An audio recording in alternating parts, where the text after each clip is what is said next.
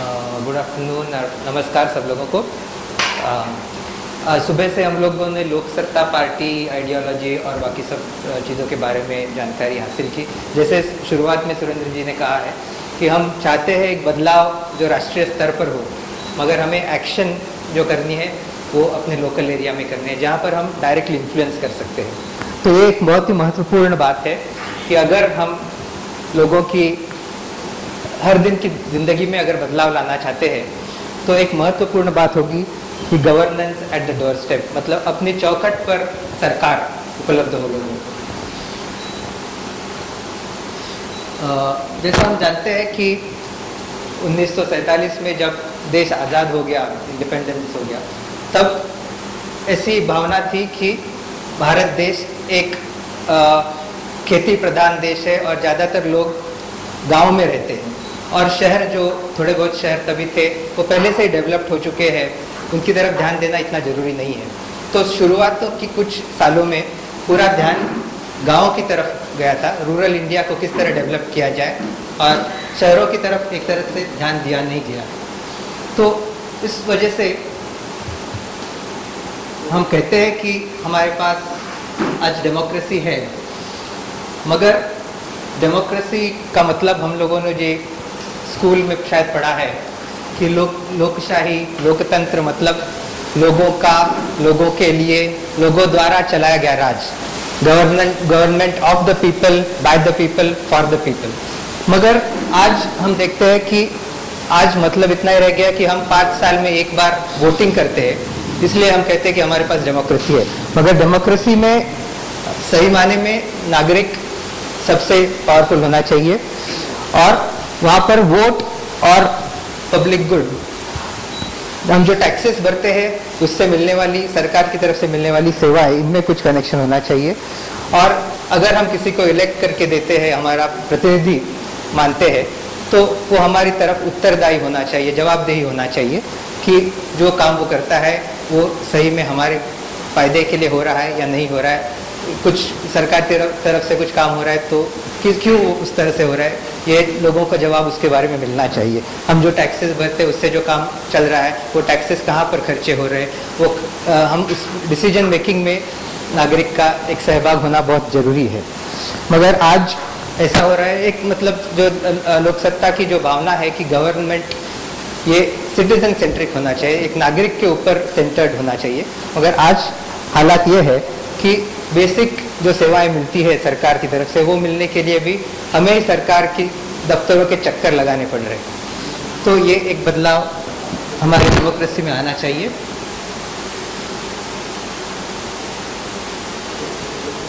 जैसा इस पिक्चर में दिखाया गया है कि सरकार के 3 अंग है, एक जो केंद्रीय स्तर पर यूनियन गवर्नमेंट कहते हैं, स्टेट गवर्नमेंट है और फिर लोकल गवर्नमेंट है। तो एक डिसेंट्रलाइज प्रोसेस है कि कुछ अपने कानून में, अपने संविधान में इस तरह से फंक्शंस डिवाइड किए गए हैं कि राष्ट्रीय स्तर पर यूनियन गवर्नमेंट कुछ काम करेगा, कुछ काम है जो स्टेट लेवल पे होंगे, और जैसे राष्ट्रीय स्तर पर डिफेंस का काम है या इंडियन रेलवेज है वो केंद्र शासन के हक में है। स्टेट गवर्नमेंट के पास दूसरे कुछ काम है, जैसे law and order, police department state government का है, म्यूनसिपैलिटीज़ के लॉज स्टेट गवर्नमेंट में होते हैं, और फिर लोकल गवर्नमेंट है जो अपने एरिया का, जैसे मुंबई शहर में बीएमसी जो महानगर पालिका है वो लोकल गवर्नमेंट है शहर के लिए। तो जैसे इस चित्र में बताया गया है, सिटीजन सेंटर में होना चाहिए, और लोकल गवर्नमेंट जो होता है या कि बीएमसी जो महानगर पालिका का प्रशासन है वो नागरिक के सबसे करीबी प्रशासन है, और करीबन 70 से 80 तक जो हम 80% जो सेवाएं हैं वो जो आम नागरिक के हित में होती है वो लोकल गवर्नमेंट पहुंचाता है, फिर स्टेट गवर्नमेंट और उसके बाद में यूनियन गवर्नमेंट। आम आदमी से सबसे दूर जो है वो यूनियन गवर्नमेंट है।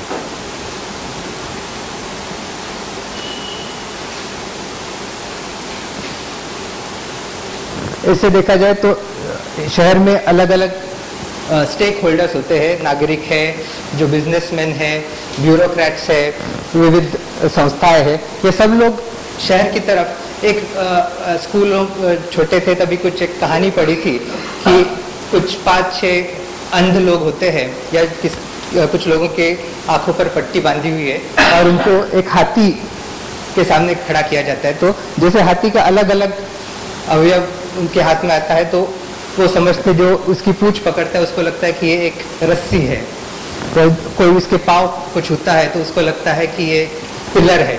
तो इस तरीके से जो अलग अलग स्टेक होल्डर्स है शहर में, वो इस शहर की तरफ अलग अलग रवैये से देखते हैं, एक यूनाइटेड विजन नहीं है।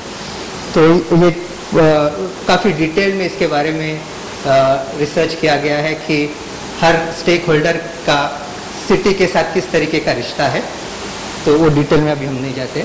मगर जैसा हमने कहा कि जब 1993 में 73rd और 74th यहाँ पर पहली बार ये सोचा गया कि local government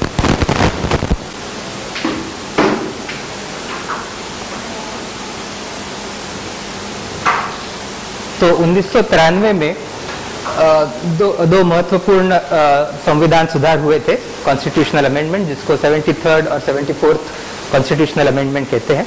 73rd constitutional amendment था जो जिसकी वजह से ये पंचायती राज सिस्टम अपने देश में आया, जहाँ गाँव की प्रशासन व्यवस्था में नागरिकों के सहभाग के लिए ग्राम सभा और ग्राम पंचायत बनाने का संवैधानिक संशोधन किया गया।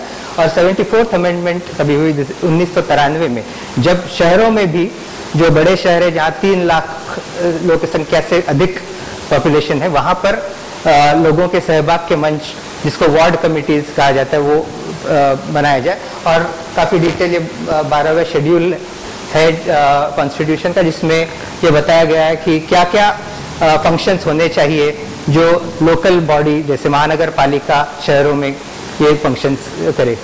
तो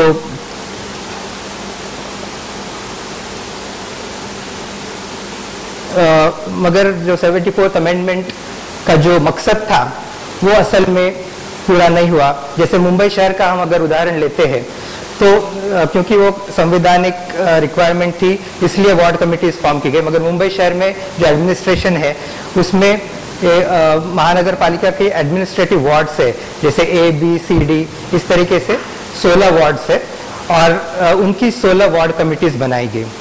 और हर वार्ड कमिटी में जो इलेक्टेड रिप्रेजेंटेटिव है, मतलब एक वार्ड कमिटी में करीबन 13, 14, 15 कॉरपोरेटर्स होते हैं, उन्हीं को और 3 NGO के रिप्रेजेंटेटिव, इस तरीके से एक वार्ड कमेटी बनाएगी। यानी कि प्रत्यक्ष नागरिकों का डायरेक्टली सहभाग नहीं था, केवल ये कॉरपोरेटर्स और उन्होंने नॉमिनेट किए हुए 3 NGO के रिप्रेजेंटेटिव, इस तरीके से वो वार्ड कमेटी बनाएगी। और कुछ फंड्स जो महानगर पालिका के हेड ऑफिस से आते हैं वो ये वार्ड कमेटी के पास आते हैं और वहाँ से वार्ड कमेटी फंड डिस्ट्रीब्यूशन करती है अपने अपने इलाके में कितना काम होना चाहिए, क्या प्रोविजन होना चाहिए। तो जो मकसद था, जो लेटर एंड स्पिरिट जो कहा जाता है कि नागरिकों के सहभाग के मंच करना चाहिए, वो मुंबई शहर में, महाराष्ट्र राज्य में नहीं हुआ। वेस्ट बंगाल और केरला में कुछ हद तक ज़्यादा पार्टिसिपेटरी वार्ड कमेटीज तभी बनाई गई थी, मगर इस वजह से, क्योंकि वो सही मायने में ये अमेंडमेंट पूर्ण लेटर ऑफ स्पिरिट से नहीं हुआ, इस वजह से आज परिस्थिति ये है कि हमें लग रहा है कि ये सिटी का जो लिविंग कंडीशन है वो दिन ब दिन खराब होते जा रहा है। इसी वजह से फिर लोक सत्ता और जनाग्रह एक महत्वपूर्ण पार्टनर रही है अर्बन रिफॉर्म्स के बारे में काम करने में। तो 2005 साल में, जैसे हम लोग ने पहले सुना, पहली बार केंद्र सरकार ने या सरकार ने इस तरफ ध्यान दिया कि अब ज़्यादा लोग शहरों में जा रहे हैं, तो ज़रूरत है कि शहर की तरफ देखा जाए कि किस तरह शहरों का प्रशासन सुधर जाए, किस तरह नागरिकों को अच्छी तरह सेवाएं मिल सके। इसलिए Jawaharlal Nehru national urban renewal mission का संगठन किया गया और तब जनाग्रह ये एक संस्था है बेंगलोर बेस्ड, जिन्होंने काफ़ी ज़्यादा काम किया है अर्बन रिफॉर्म्स के बारे में, और लोक सत्ता उनके साथ पार्टनर थी और एक काफ़ी डिटेल्ड अर्बन रिफॉर्म एजेंडा तभी बनाया गया है। तो इसकी ज़रूरत क्या है? तो अगर हम देखते हैं तो रूरल एरिया में जब पंचायती राज सिस्टम 73वीं अमेंडमेंट के बाद आई, तो वहाँ पर हर 425 नागरिकों के लिए एक इलेक्टेड रिप्रेजेंटेटिव है। गांव में, रूरल इंडिया में। जबकि शहर में अगर हम देखते हैं, मुंबई शहर का अगर एग्जांपल लेते हैं, तो हम 66,000 नागरिक एक फर्स्ट रिप्रेजेंटेटिव हम चुनते हैं, जो कॉरपोरेटर, म्यूनिसिपल कॉरपोरेटर मुंबई शहर में चुना जाता है। मुंबई की लोक संख्या आज 1,20,25 लाख तक है और केवल 227 कॉरपोरेटर्स हम चुनते हैं मुंबई शहर में। तो इसका मतलब यह है कि करीबन 66,000 नागरिकों के लिए एक रिप्रेजेंटेटिव। तो गांव में डेमोक्रेसी शहर के हिसाब से 155 गुना ज्यादा करीब है नागरिकों के पास।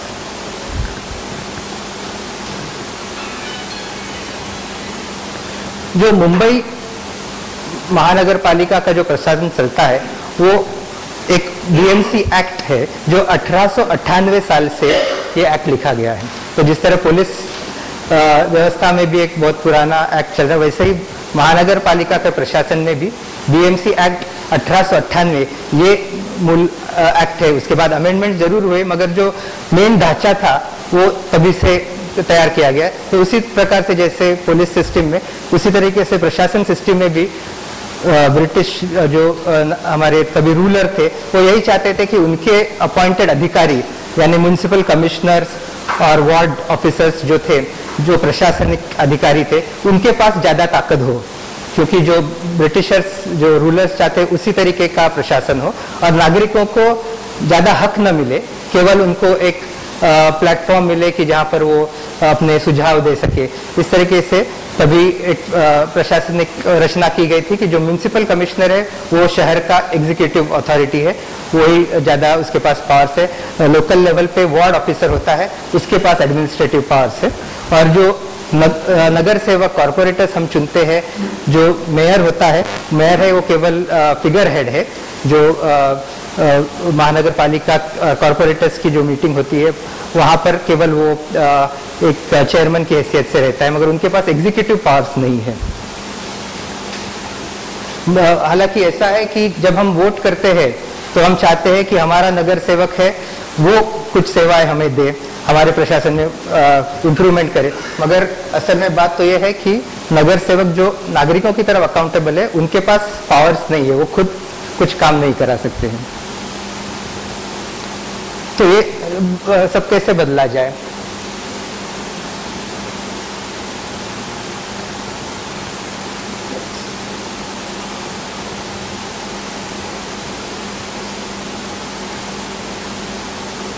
तो इसमें मेन एम्स जो होता है कि शहर का एक प्लान डेवलपमेंट हो, इसी तरह किस तरह से कम्युनिटी पार्टिसिपेशन, नागरिकों का सहभाग किस तरह से हो, और जो इलेक्टेड रिप्रेजेंटेटिव्स है, जो प्रशासन है, वो किस तरह जवाबदेही हो नागरिकों की तरफ।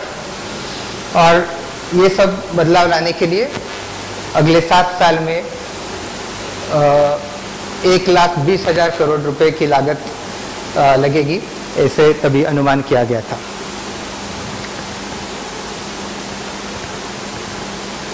इसमें कुछ प्रशासनिक व्यवस्था में, अकाउंटिंग सिस्टम में कुछ बदलाव लाने का सुझाव हुआ था।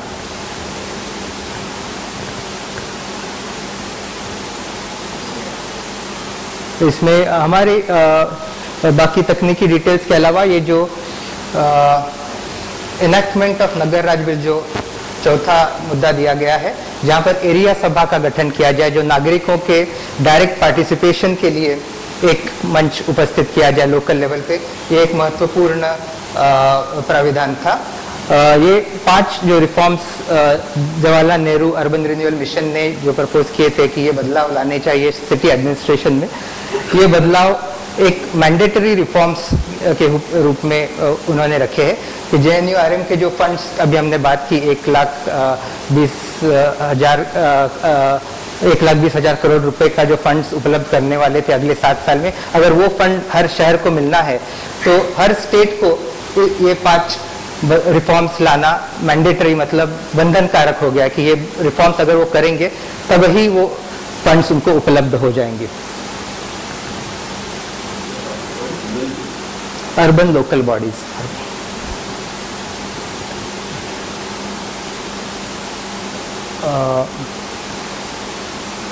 इसमें ट्रांसपेरेंसी एंड अकाउंटेबिलिटी, मतलब जवाबदेही प्रशासन के लिए। आरटीआई एक्ट जो पहले से ही अभी लागू हो गया है। पब्लिक डिस्क्लोजर बिल, ये भी महाराष्ट्र शासन ने ये बिल पास किया है। नगर राज बिल, ये एक इशू है जो हमारे लिए काफ़ी महत्वपूर्ण रखता है। उसके बारे में काफ़ी काम चल रहा है। ऑलमोस्ट वो अभी विधानसभा में पास हुआ है, अभी तक उसको इम्प्लीमेंटेशन में नहीं लाया गया है। और ये एक बिल है जिसके बारे में लोकसत्ता ने काफ़ी ज़्यादा काम किया है और एक तरीके से वो लोकसत्ता उसके साथ एसोसिएटेड है, हमारा एक सिंबल बन गया। कहीं पर भी नगर राज बिल की बात होती है तो लोकसत्ता का नाम लिया जाता है। तो ये काफ़ी डिटेल में इसके बारे में हम लोगों को जानकारी होनी चाहिए। और सिटीजन्स चार्टर्स मतलब हर ऑफिस में एक सिटीजन चार्टर होना चाहिए कि नागरिक को इस ऑफिस में से, जैसे सरकारी ऑफिस से क्या सेवाएं मिलेगी, कितने दिनों में मिलेगी, ये एक तरीके का मैंडेटरी। अगर वो आगे चल के इस तरीके का प्रशासन होगा कि अगर 3 दिन में रेशन कार्ड नहीं मिलता है तो जो ऑफिसर रिस्पॉन्सिबल है उसको फाइन भरनी पड़ेगी अगर सर्विसेज नहीं मिलती है या सर्विसेज डिले होती है। जैसा मैंने बताया तो लोकसत्ता जब 2004 में लोकसत्ता में मुंबई में लोकसत्ता की शुरुआत हुई थी, लोकसत्ता आंदोलन की शुरुआत हुई थी, तभी हम लोगों ने वोट मुंबई, ये पहला कैंपेन जो लोकसत्ता ने लॉन्च किया था जिसका नाम था वोट मुंबई कैंपेन। और एक इंडिपेंडेंट प्लेटफॉर्म किया गया था जहां 30-35 और भी नागरिक संस्था ने लोकसत्ता का साथ दिया था। और वो बेसिकली इस पूरे अर्बन रिफॉर्म एजेंडा पर बेस्ड हुआ था। शहर के शासन में किस तरीके से बदलाव लाया जाए उसके बारे में था। तब इसमें से एक जो महत्वपूर्ण बात है, ये मॉडल नगर राज बिल उसमें से प्रपोज किया गया था। तो और मुझे काफ़ी आनंद होता है ये बताने में कि केंद्र शासन ने डॉक्टर जेपी की नेशनल एडवाइजरी कमेटी में उपस्थिति होने की वजह से उन्होंने ये पुश किया था केंद्र शासन तक, और अर्बन डेवलपमेंट मिनिस्ट्री ने केंद्र शासन के ये एक बिल, मॉडल नगर राज बिल, जो नागरिकों के स्थानिक प्रशासन में सहभाग का, एक लोक सहभाग का ये बिल केंद्र शासन ने तैयार किया है और वो हर राज्य सरकार को भेजा है। और ये मैंडेटरी रिफॉर्म बनाया गया, जैसे मैंने पहले बताया कि अगर केंद्र शासन से फंड्स मिलने हैं तो ये बिल पास करना है और इस तरीके का मंच जिसमें नागरिक अपनी लोकल प्रशासन में सहभाग करे उसमें वो मिल जाए।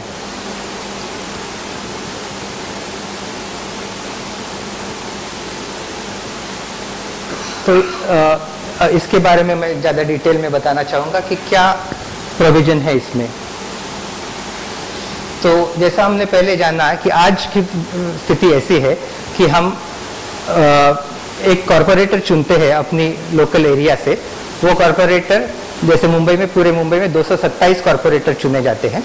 तो हर कॉरपोरेटर आज करीबन 66,000 पॉपुलेशन को रिप्रेजेंट करता है। उसमें से शायद 50,000 के आसपास वोटर्स होते हैं, मगर पूरी पॉपुलेशन उस एरिया में ज़्यादा होती है। तो 50,000 वोटर्स से एक प्रतिनिधि हम चुनते हैं जो कॉरपोरेटर है। तो अगर कितना भी अच्छा एक लीडर हो, फिर भी उसे 50,000 लोगों तक या 66,000 लोगों तक पहुंचना और उनकी तकलीफें जानना, ये तो मुश्किल हो जाता है।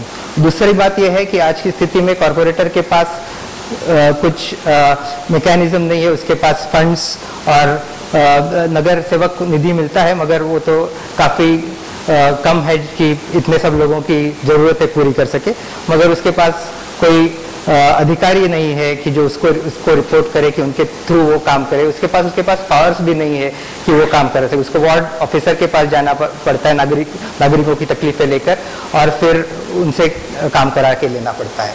तो और अगर किसी नागरिक को अगर तकलीफें हैं तो वो किस तरह से कॉरपोरेटर की तक पहुंचने की कोशिश करता है, या खुद जाता है वार्ड ऑफिस में और वहाँ पर अपनी लेटर देता है कंप्लेन की। और अगर वार्ड ऑफिसर उसकी तरफ ध्यान नहीं देता, वार्ड ऑफिस में कोई उसकी तरफ ध्यान नहीं देता, वो कचरे के डब्बे में भी उसकी कंप्लेन डाले, उसके बाद नागरिक के पास कोई चारा नहीं है कि वो किस तरीके से वो सेवा प्राप्त कर सके या उसकी तकलीफ दूर कर सके।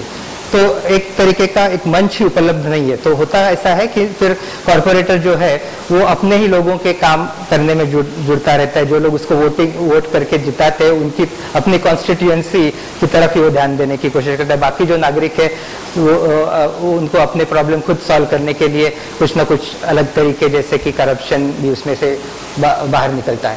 तो ये जो नई रचना की हमने बात की थी उसमें ये प्राविधान होगा कि जो हमने बात की 50,000 नागरिकों का एक नगर सेवक का वार्ड है। तो हम जब वोटिंग करने जाते हैं इलेक्शन में तो हमारा नाम जो है वो एक पर्टिकुलर रूम में आता है जहाँ पर हम एक्चुअली वोट डालते हैं। उसको पोलिंग बूथ कहते हैं। जब भी हम वोट करने, मोस्टली कुछ स्कूल में अपना वोटिंग सेंटर होता है तो वहाँ पर किसी एक कमरे में आपका नाम आता है। तो वो कमरे में जितने लोग वोटिंग करेंगे वो जो मतदार यादी है, जो इलेक्टोरल रोल है, उसमें एक पार्ट होता है।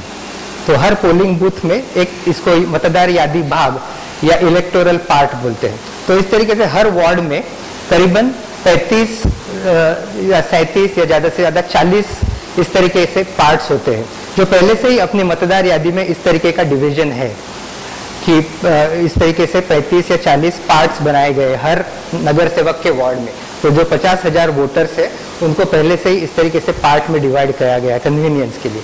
तो हर पार्ट में उसको एक एरिया सभा बनाया जाएगा।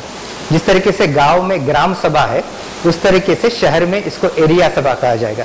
तो हर पार्ट में जो 1200 नागरिक, करीबन 1200 से 1500 नागरिकों का वहां नाम आता है, यानी कि